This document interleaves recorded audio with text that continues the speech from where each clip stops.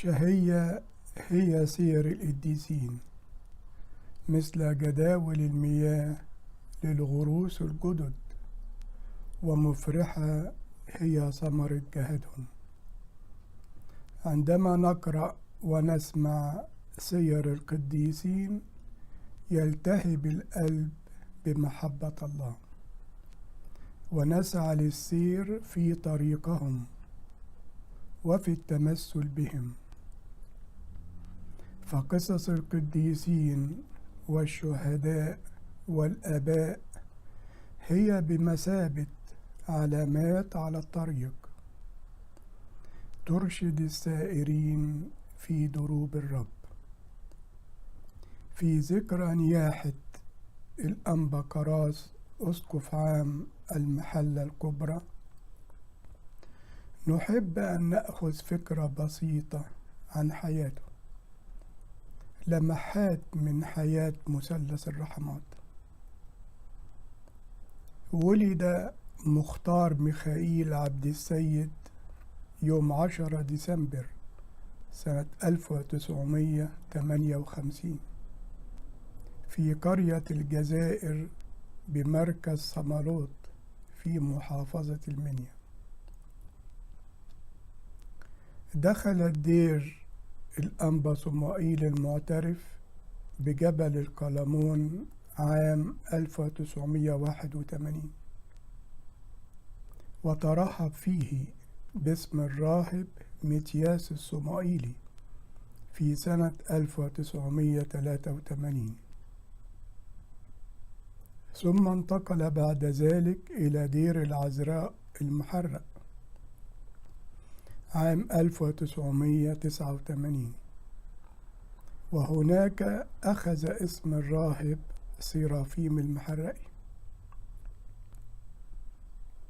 حصل على البكالوريوس العلوم اللاهوتية والماجستير في تاريخ الكنيسة من معهد الدراسات القبطية، ثم بعد ذلك صار وكيلا عاما لإبارشية نقادة وقوس سنة 1991 حتى 2013. سيم أسقفا عاما بيد قداسة البابا تودروس الثاني في 16 نوفمبر سنة 2013، وتولى الإشراف على إبارشية المحلة الكبرى،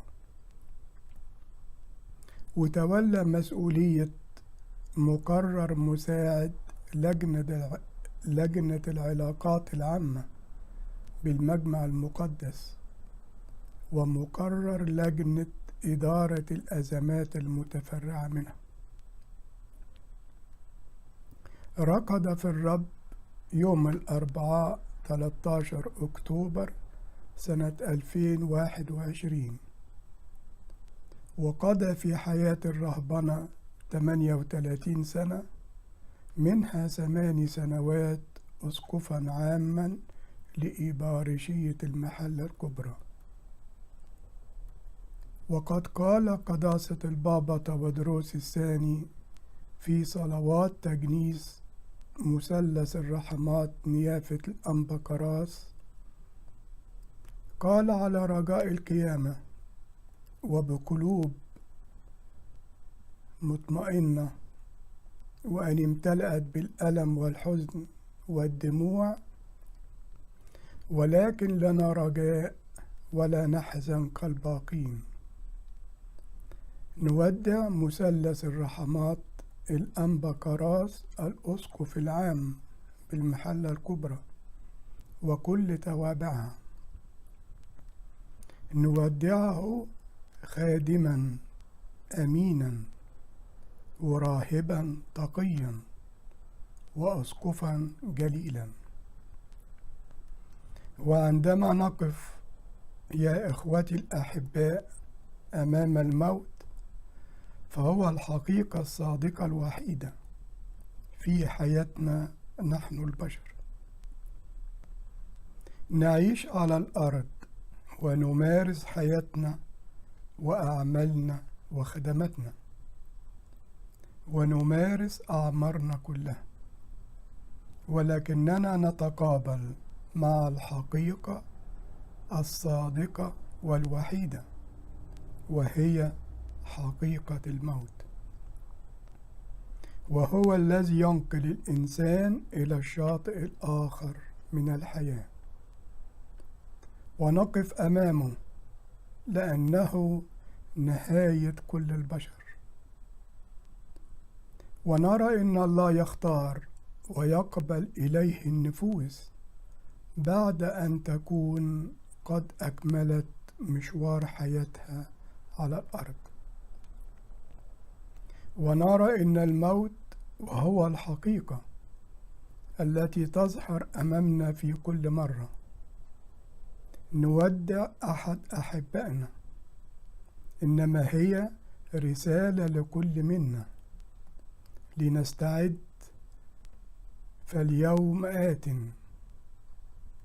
ورغم أن مشاغل الحياة وهمومها وكل ما فيها أحيانا يصرف الإنسان عن هذه الحقيقة ويتناسى في دوامة الحياة، إنه مدعو أن يكون في السماء، وسيأتي يوم يترك هذه الأرض وكل ما فيها.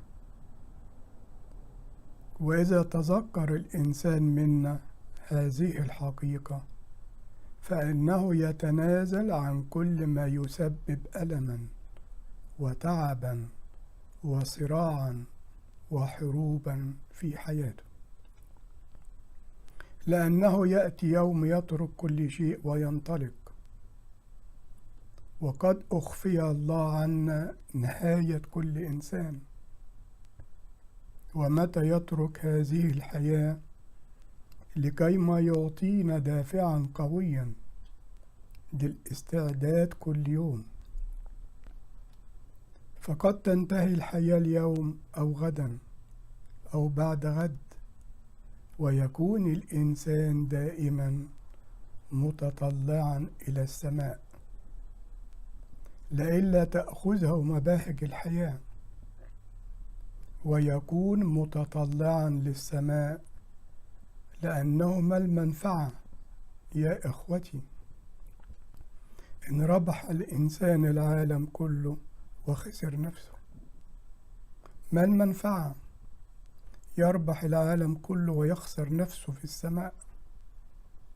وهذه الأمور في كل مرة نوضح حبيبنا عشنا معه وعاش معنا وتلاقينا في أمور كتيرة، نودعه وها هو يسبقنا على السماء. نيافة الأنبا كراس في حياته وخدمته ورهبنته ودوره في الكنيسة كأسقف عام للمحلة، الحقيقة كان إنسانا نبيلا وخادما أمينا في خدمته، لقد كانت خدمته حبا واتضاعا، حبا واتضاعا. أحب الجميع سواء في المحلة الكبرى التي خدمها في السنوات 8 الأخيرة كأسقف عام، أو فيما قبل عندما خدم في إبارشية نقادة وقوس مع نيافة الأنبا بيمن.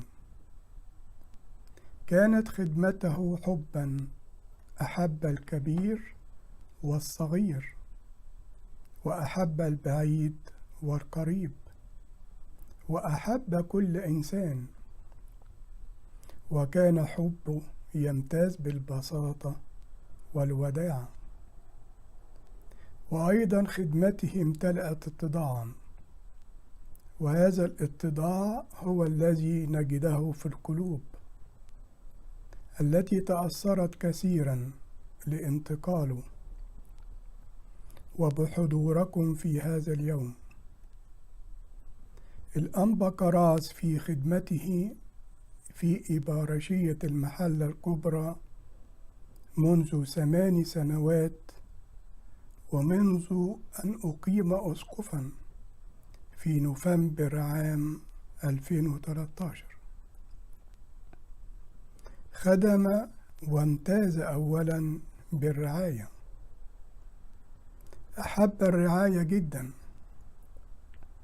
وخدم كل الاحتياجات في قطاعات الشعب، وتعلم الرعاية الكاملة عندما كان وكيلا لمطرانية وإبارشية نقادة وكوس مع نيافة الأنبابيم، منذ أن صار الأنبابيم نفسه أسقفا لنقادة وكوس، فكان هو وكيلا معه للإبارشية منذ اليوم الأول. وخلال 22 سنة خدم معه بهذه الأمانة وبهذا الحب وبهذا الاتضاع في الرعاية، وتعلم الرعاية بصورة جيدة وطيبة أهلته أن يكون راعيا في إبارشية المحلة. رعايته كانت تمتاز بالبساطة، ولكن كان يهتم بكل إنسان. ولكن الأهم من هذا وذاك إنه كان دائما صانع سلام، يصنع سلاما في كل عمل وفي كل مكان. واجهته مشكلات كثيرة وعقبات كثيرة، وبعض الأشخاص كانوا من الذين ينتقدون، ولكنه كان يواجه كل هذا بحب وباتضاع وبصنع السلام. رعايته في المحلة الكبرى خلال ال8 سنوات كانت رعاية مباركة ومثمرة وهادئة وصانعة للسلام، وهذه الأمور كلها كنا نلمسها في كل مرة نقابلهم. أيضا الأنبا كراس كان يتميز كثيرا بمحبته للقراءة والدراسة والتأمل والوعظ، وكان وعظه ذو نكهة خاصة. كان واعظا بسيطا، ولكن كثيرا ما تكلم عن السماء وعن الاستعداد للسماء وعن التوبة وعن الحياة النقية وعن الإيمان المستقيم وعن خدمة الآخر. فكان حلوا اللسان، وكانت كلمات وعظاته وتعاليمه تصل إلى الجميع،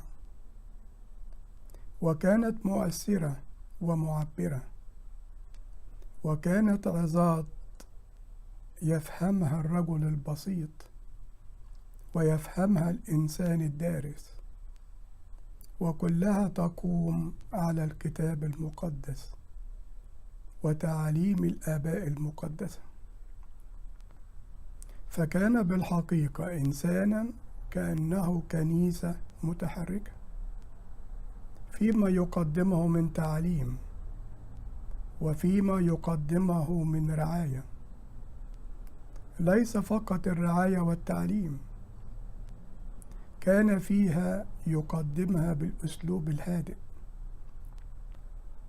فلم نسمع عنه أبدا إنه صنع مشكلة من خلال تعليم أو من خلال رعاية. وكان الحب يبدو دائما واقترابه من الذين يعلمهم، إن كانوا صغارا أو كبارا، وإن كانوا في المحلة أو خارج المحلة، في نهضات وفي عظات وافتقادات كثيرة. كان في كل مرة في كل هذه يمتاز بالروح البسيطة جدا والروح المحبة للسلام، وأنا أؤكد عليكم هذه الكلمة لأنها كانت صفة وسمة واضحة فيه، محبته لصنع السلام، غير الرعاية وغير التعليم. إنه امتاز أيضا إنه يحب المشورة. كثيرا ما كان يأتي ويقابلني ويطلب المشورة في بعض الموضوعات الرعوية أو العلاقات مع الآخرين. والجميل إنه كان يأتي ويطلب المشورة في بعض المشكلات التي كانت تواجهه، ولكن كان يأتي أيضا ببعض الاقتراحات للحلول. وكثيرا ما كنا نتكلم في موضوع ما مثلا ونذكر أحد الحلول، ولكن هذا الحل قد يتعب البعض، فلا نختار هذا الحل الآن ونؤجله. فكان يصنع السلام، سلام الكنيسة وسلام الإيبارشية وسلام الرعاية وسلام المجتمع كرقم واحد، وهذه صفة في غاية الأهمية لمن يخدم في حقل الرب. كانت خدمته أيضا مع نيافة الأنبا بيمن في إبارشية نقادة وقوس كانت خدمة ناجحة عبر 22 سنة. وعندما سيم أسقفا للمحلة كان دائم التردد على خدمته السابقة، ولا يمر شهر إلا ويزور الإبارشية ويجد ترحيبا كبيرا من نيافة الأنبا بيمن، ويخدم ويسترجع خدمته السابقة. فلم ينقطع خلال كل هذه السنوات على خدمته في إبارشية نقادة وقوس. بالحقيقة افتقدناه، وبالحقيقة نراه إنه يختطف من وسطنا. ونحن في زمن يا إخوتي يختار الله أحباء له، ويختارهم دون انتظار، واختيارهم يكون كالخبر المفاجئ لنا جميعا. وكما يقول يشوع بن شراخ: الحياة الصالحة أيام معدودات. فخلال أسقفيته التي امتدت ل8 سنوات فقط كان ناجحا، وكان هادئا، وكان صانعا سلام، واحتل القلوب بحبه واتضاعه وبرعايته، ليس فقط في المجتمع الكنسي ولكن في المجتمع العام كله. كان له علاقات طيبة جدا مع كل المسؤولين ومع إخوتنا المسلمين في المجتمع المحلي، ولذلك محبوبا. ونقدر كل الذين شاركونا في هذا اليوم. باسم المجمع المقدس وباسم الآباء المطارنة والآباء الأساقفة والآباء الذين حضروا معنا اليوم، وباسم الآباء الكهنة والشمامسة والأرخنة، نقدم كل التعزيات لإبارشية المحلة ولكل مجمع كهنتها وخدامها وخادمتها وشعبها. ونطلب أن نصلي من قلوبنا، ونطلب أن يصلي أيضا نيافة الأنبا كراس من أجلنا ويتشفع من أجلنا. نقدم العزاء لهذه الإبارشية المحبة للمسيح، ونقدم العزاء لأسرته ولديره في دير المحرق وفي دير الأنبا صمائيل، وأيضا لرعايته التي خدمها. نقدم العزاء أيضا لنيافة الأنبا بيمن ونقدم العزاء لنفوسنا جميعا، ونرفع قلوبنا يا إخوتي الأحباء نحو السماء، ونصلي أن يعطينا الله أن نكمل جميعنا أيام حياتنا بسلام، وأن نخدمه أمامه الخدمة الهادئة والخدمة التي يتمجد في علاه، والخدمة التي تصنع سلاما، يعطينا أياما صالحة ويتمم أيام حياتنا كلها بسلام، ليباركنا المسيح بكل بركة ويعزينا جميعا ويعطينا في حياتنا السكينة والعزاء على كل الذين انتقلوا وتركونا، ولكننا في ملء الثقة وملء الإيمان نراهم يصلون من أجلنا ويتشفعون من أجل حياتنا، ليبارككم المسيح بكل بركة روحية، له كل مجد وكرامة من الآن وإلى الأبد آمين. بركة ربنا يسوع المسيح تكون معكم، ولإلهنا المجد الدائم إلى الأبد آمين.